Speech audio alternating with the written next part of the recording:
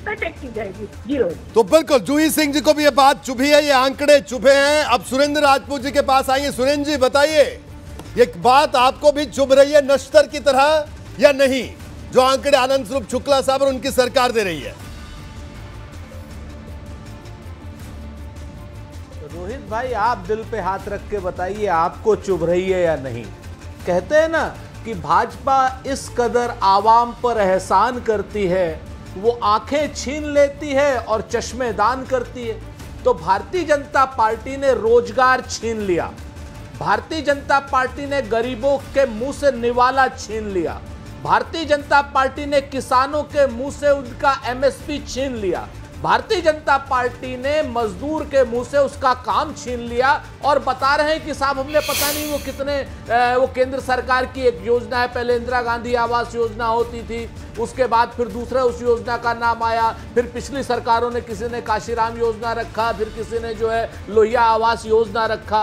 उस आवास योजना का एक्सटेंशन ये जो लगातार चल रहा है, उसको लेकर के ये लोग इतने उद्वेलित हो रहे हैं। ये अपने आप में एक झूठ का पुलंदा है आपके सामने। किसान को अगर आप ले लें, किसान की पर एकड़ जो उसकी खर्च है वो तो इन्होंने दुगना कर दिया, आय दुगनी नहीं की।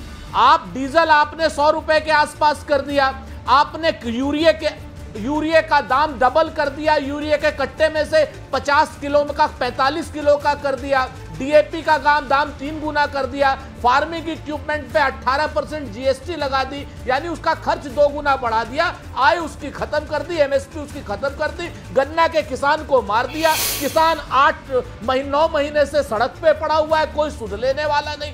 मजदूर का काम नोटबंदी से भी रोक दिया और कोरोना काल में हैदराबाद से मजदूर घर आया है, मुंबई से मजदूर घर आया है, कर्नाटक से मजदूर घर आया है और यहां पर थेथराई कर रहे हैं बैठे हुए कि हमने ये कर दिया, हमने वो कर दिया।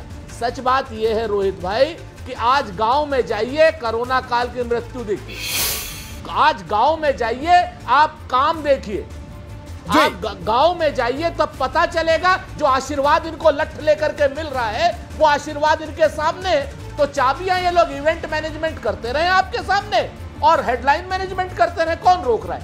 चलिए ठीक है सुरेंद्र राजपूत साहब, आपको देखिए हमसे भी शिकायत, आप कह रहे हैं कि हमारे सामने तो जो कुछ करेगा हम वो सब दिखाएंगे, जो रैली करेगा वो भी दिखाएंगे। बिल्कुल शिकायत नहीं की, बिल्कुल नहीं, मैंने आपके सामने विषय रखा। जी बिल्कुल नहीं, मैं आपसे बस संवाद कर रहा हूं, यही बात कर रहा हूं। लेकिन आनंद स्वरूप शुक्ला साहब जो तीनों हमारे साथ प्रवक्ता बैठे हैं अपनी पार्टी के और जिम्मेदार और उत्तर प्रदेश की सियासत के जिम्मेदार चेहरे हैं, तीनों ने अपनी बातें कही और इन तीनों को आपके दिए हुए आंकड़े बहुत चुभ रहे हैं। क्या कुछ कहना आपका, जल्दी से बताइए। मैं ये देखता हूं कि चाहे किसी भी विषय पर ये जो तीनों महानुभाव बैठे हुए हैं, किसी विषय पर किसी भी चैनल पर बुलाए जाते हैं तो इनकी यही रटी रटाई बातें हैं और उतनी ही बात बोलते हैं। ये पूरी तरीके से पूर्वाग्रह से ग्रसित हैं। जो बहुजन समाज पार्टी के प्रवक्ता महोदय ने कहा कि 2014 से जनता देख रही है, हम भी तो यही चाहते हैं कि हमारे काम को जनता देखे, जनता परखे, और जनता ने एक बार नहीं अनेक बार परखा है। 2014 में बम्पर बहुमत देने के बाद 2017 में भी, 2019 में तो तीनों लोग मिलकर के लड़े थे, फिर भी जनता ने हमारे पक्ष में ही अपना समर्थन दिया। और ये समाजवादी पार्टी, इनको अपना आकलन करना चाहिए कि 2012 में अखिलेश यादव जी मुख्यमंत्री बने थे, माननीय मुलायम सिंह यादव के नेतृत्व में 224 सीटें आई थी, लेकिन 2 वर्षों बाद ही लोकसभा के चुनाव हुए तो जिस पार्टी की सरकार थी, जिनके माननीय मुख्यमंत्री थे, केवल 5 सांसद पर आ गए परिवार पर 2014 में। और उसके बाद 17 में क्या गति हुई, 224 से 47 पर चले गए।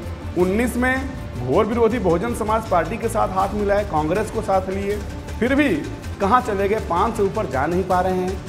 ठीक है आनंद स्वरूप शुक्ला साहब, अब मैं आपको रोकूंगा, चर्चा को तेजी से आगे बढ़ाएंगे क्योंकि सबने अपनी बात रख लिया। जल्दी से मैं एक बात बहुत जिम्मेदारी और दावे के साथ कह रहा हूं कि जितने आंकड़े हमने दिए हैं, हमने अगर कहा है कि हमने 2011 के सेक सर्वे के 14,36,000 लोगों के आवास बनाए हैं, अगर उसमें से कोई भी आवास नहीं बना हो तो मैं चैलेंज करता हूं सपा बसपा कांग्रेस के लोगों को कि आप उनको सामने लाइए। ठीक है, आप किसी चैलेंज पर बात करते हैं। ये हैं जी बिल्कुल, ये हैं जी। सुधींद्र भदौरिया साहब, क्या कुछ कहना आपका? भारतीय जनता पार्टी के नेता कह रहे हैं कि उनको अगर इतनी खामियां इनके सिस्टम में है तो 14 और 17 में इतनी और 19 में इतनी बम्पर कामयाबी कैसे दी जनता ने? ये इनका कहना है। ये आपके तमाम जो बातें कर रहे हैं उस पर ये इनका कहना है। आपका रिएक्शन?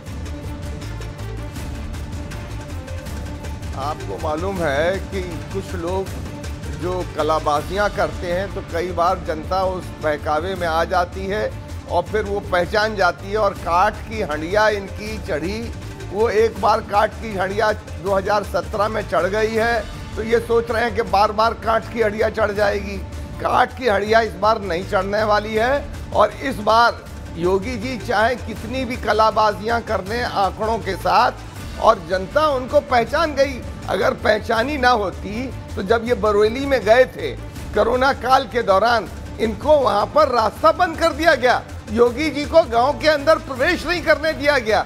मैं ये कहना चाहता हूं इसी प्रकार जिस तरह से दलित बच्चियों के बलात्कार हुए हैं, जिस तरह से लिंचिंग हुई है, जिस तरह से स्वास्थ्य सेवाओं के अभाव में मौतें हुई हैं और उसके बावजूद इस प्रकार की ये बातें कर रहे हैं, इससे पता चलता है कि ये कितना झूठ का पुलिंदा लेके अपने साथ घूम रहे हैं। पर जनता इनके झूठ को पहचान गई है। ठीक है, और ठीक है। झूठ का जवाब देगी 3-4 महीने बाद। आप देखिएगा भदौरिया साहब का कहना है अपना बिस्तरा बोरिया बांध के बाहर जा रहे हैं। भले ही सफलता मिल जाए लेकिन इस बार स्थिति ऐसी नहीं होगी। सुरेंद्र राजपूत साहब, कोई रिएक्शन आपका? क्या कहना आपका? इनका आनंद स्वरूप शुक्ला साहब कह रहे हैं 3-3 बार जनता ने मोहर लगाई इन पर। भदौरिया साहब ने अपने तर्क दिया, आपका क्या कहना है? बिल्कुल लगाई। आनंद स्वरूप शुक्ला साहब की जो सबसे बड़ी बात है वो कहने लगे कि हमारे पास प्री फैब हैं। सच बात यह है कि भारतीय जनता पार्टी के नेता चाहे कुछ भी पूछ लो, जैसे एक पिक्चर में नहीं एक डायलॉग था, वो एक जॉनी लीवर कहता था कि कुछ भी उससे पूछो तो अब्बा डब्बा टब्बा, इस तरीके की वो बातें करता था। कहते ना कि तुम्हारी फाइलों में गांव का मौसम गुलाबी है मगर ये आंकड़े झूठे, ये दावे किताबी हैं। तुम्हारी मेज चांदी की, तुम्हारे जाम सोने के, मगर जुम्मन के घर में आज भी फूटी रकाबी है। आदरणीय आनंद स्वरूप शुक्ला जी, एक बार गांव में आशीर्वाद लेने जाइए तो जाइए ना जन आशीर्वाद यात्रा में। अभी कमांड क्या ना कौशल किशोर बाराबंकी नहीं जा पाए, लखनऊ की सरहद से किसान पथ से वापस चले गए। उमेश मलिक यही सब आवास लेकर के गए थे मुजफ्फरनगर में। क्या किया किसानों ने? बलदेव औलख अपनी क्षेत्र में गए थे, लोगों ने कहां चला दिया वो आपके सामने है। आप जाइए ना चाबियां लेकर के, कौन रोक रहा है? क्यों खाली ऊपर से वो कर दे रहे इवेंट मैनेजमेंट के लिए? केंद्र सरकार की योजना, कहते हैं ना घी ने सवारी रोटियां और बड़ी बहू का नाम। केंद्र सरकार की योजना और कब से चल रही है जरा ये भी तो बताइए ना। क्या ये इंदिरा आवास योजना नहीं थी? आप बताएंगे इस बात को? आप इस सच को झुठला सकते हैं? सच बात यह है कि आपने केंद्र सरकार की एक चलती हुई योजना जो पुरानी सरकारों से चल रही थी उसका आप नाम चेंज करके सब कुछ अपने हाथ से फीता काट लेना चाहते हैं। जनता सब समझ रही है, जनता के टैक्स पेयर का पैसा है। और सच बात यह है कि जो आपको देना था 70 लाख रोजगार अगर आप दे पाए हो तो मुझे बता दीजिए।